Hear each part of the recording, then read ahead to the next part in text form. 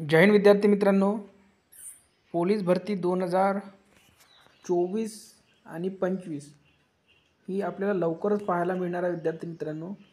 पण त्यासाठी जाहिरात ही केव्हा येईल हे अजूनपर्यंत निश्चित झालेलं नाही, ठीक आहे।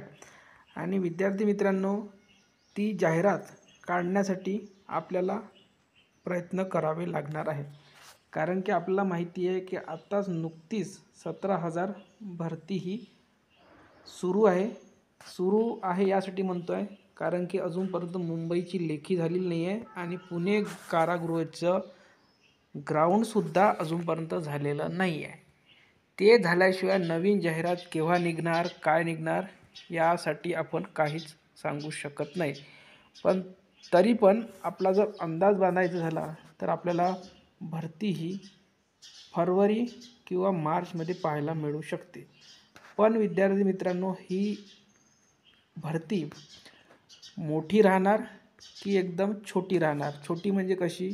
2016ला, 17ला, 18ला आणि 19ला जशा भरत्या निघाल्या छोट्या छोट्या 3,000, 4,000, 5,000, 7,000 या रेंजमध्ये ज्या भरत्या निघालेल्या होत्या, त्यामध्ये कॉम्पिटिशन इतकं भयंकर होतं, इतकं मोठं होतं की तुम्ही जर 180 मार्क जरी घेतले तेव्हा 200चं होतं टार्गेट, कारण 100चं ग्राउंड आणि 100चं लेखी होतं।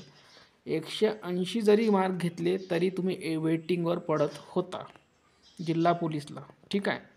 म्हणून म्हणतोय की जर तुम्हाला लागायचं आहे, तुम्हाला पोलीस व्हायचं आहे, तर त्यासाठी महत्त्वाचं आहे जागा या खूप मोठ्या प्रमाणात पडल्या पाहिजे। किमान 10-12 हजार तरी जागा या पडल्या पाहिजे, तेव्हा कुठंच तुम्ही कॉम्पिटिशनमध्ये टिकू शकणार आहे, कारण की कॉम्पिटिशनमध्ये भरपूर विद्यार्थी आहे, ठीक आहे। आता आपण हा व्हिडिओ आणला आहे 2 कारणासाठी। पहिलं म्हणजे कालच सामान्य प्रशासन विभागातर्फे एक शासन निर्णय आलेला आहे 20 डिसेंबर 2024। त्यामध्ये वयवाढ दिलेली आहे। आता काही विद्यार्थ्यांना यामध्ये कन्फ्युजन आहे, खूप विद्यार्थ्यांचे मला मेसेज आले की सर हे थोडं कन्फ्युजन दूर करा। तर पहा काय म्हटलेलं आहे यांनी, शासन सेवेत सरळ सेवेने नियुक्तीसाठी महाराष्ट्र लोकसेवा आयोगाकडून आयोजित करण्यात येणाऱ्या परीक्षा संदर्भात कमाल वयोमर्यादेत शिथिलता देण्याबाबत। कमाल म्हणजे जास्तीत जास्त, ठीक आहे। आता बघा इथे काय म्हटलेलं आहे यांनी, प्रस्तावना बघा, ह्या प्रस्तावनाचा आपल्याला काहीच म्हणजे महत्त्वाचं नसते, आपल्याला महत्त्वाचं असते शासन निर्णय नेमका काय झालेला आहे। हा शासन निर्णय जो झाला असतो तो आपल्यासाठी महत्त्वाचा असतो, ठीक आहे। काही विद्यार्थी म्हणतात इथे बघा, इथे संदर्भ क्रमांक दिलेला आपल्याला वाचा म्हणून, हे बघा सामान्य प्रशासन विभाग शासन निर्णय क्रमांक दिलेला आहे 2023 दिला, दिनांक 3 मार्च 2023चा जो सामान्य प्रशासन विभागाचा GR होता तो दिलेला आहे। आणि इथे सुद्धा दिलेला आहे त्यांनी संदर्भ क्रमांक 2, ठीक आहे। तर याचा त्यांनी प्रस्ताव ठेवलेला होता, पण आपल्याला शासन निर्णय काय दिलेला आहे, आपल्याला वय कुठून कुठपर्यंत मान्य केली आहे त्यांनी, म्हणजे सूट दिलेली आहे MPSC वाल्यांसाठी। आणि आपल्याला किती देऊ शकते हे बघा, प्रस्तावनेतील नमूद कारणांचा साधक बाधक विचार करून, म्हणजे सर्व जे त्यांनी प्रस्ताव ठेवलेले होते त्याचा विचार करून या शासन निर्णयाद्वारे खालीलप्रमाणे सूचना देण्यात येत आहे। काय सूचना देण्यात येत आहे? महाराष्ट्र लोकसेवा आयोगामार्फत दिनांक 1 जानेवारी 2024, म्हणजे 1 जानेवारी 2024 म्हणजे हे जे चालू वर्ष आहे 2024, ते या शासन निर्णयाच्या दिनांकापर्यंत म्हणजे 20 डिसेंबरपर्यंत पदभरतीकरिता ज्या जाहिराती नव्याने प्रसिद्ध करण्यात आलेल्या आहेत आणि त्या जाहिरातीच्या निवड प्रक्रियेचा कोणताही टप्पा पार पडलेला नाही, अशा जाहिरातीकरिता अर्ज केलेल्या उमेदवारांना संदर्भ क्रमांक 1 मधील सामान्य प्रशासन विभागाच्या दिनांक 25/6/2016 च्या शासन निर्णयान्वये विहित केलेली कमाल वयोमर्यादेत 1 वर्ष इतकी शिथिलता देण्यात यावी। हा आपण GR का घेतलेला आहे, कारण की यामध्ये PSI हे पद आहे आणि PSI पदासाठी एज लिमिट आहे 34 वर्ष आणि त्यांनी फक्त किती म्हटलेलं आहे तर 1 वर्ष इतकी सूट दिलेली आहे बघा। कमाल वयोमर्यादेत 1 वर्ष इतकी सूट. म्हणजे जो विद्यार्थी 1 जानेवारी 2024 ते 20 डिसेंबर 2024 एज बार होत असेल, म्हणजे ज्याचं 34+ वय होत असेल, त्याच विद्यार्थ्यांना याचा फायदा होणार आहे. म्हणजे 1 वर्षच इतकी सूट देण्यात आलेली आहे MPSCला.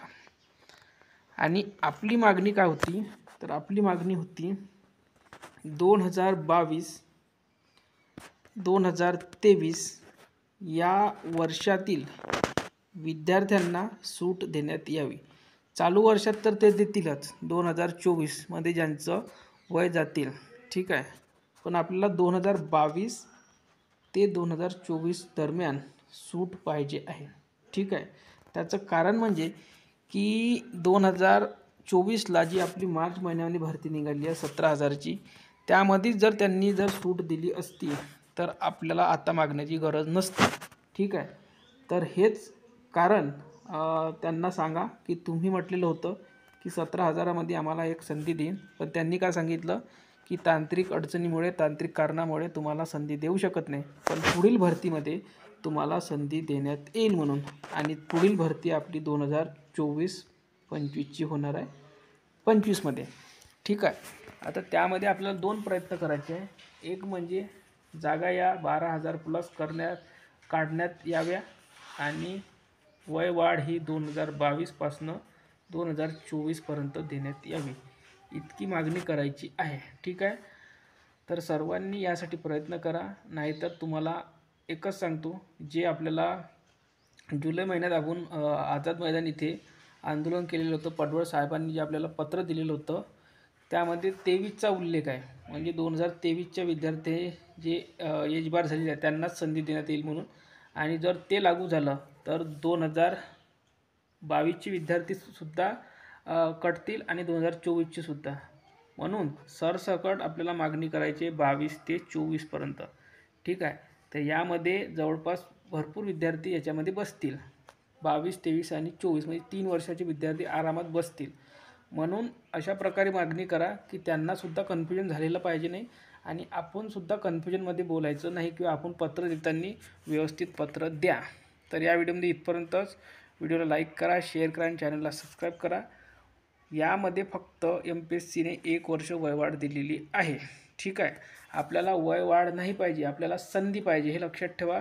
कारण की आपली संधी होती 17,000मध्येच आणि ते आपली काही कारणास्तव त्यांनी सांगितलेलं तांत्रिक अडचणीमुळे. तर तेच त्यांना सांगा आणि आम्हाला संधी मिळवून द्या म्हणा, किंवा आपलं निवेदन पुढे द्या, ठीक आहे. सर्व लोकांनी यासाठी पुढाकार घ्या. लवकरात लवकर भरती काढायची असेल तर, नाहीतर तुम्हाला भरती लवकर पाहायला मिळणार नाही. जवळपास भरपूर दिवस जाऊ शकते, कारण की मुंबईचा पेपर खूप लांबच चाललेला आहे.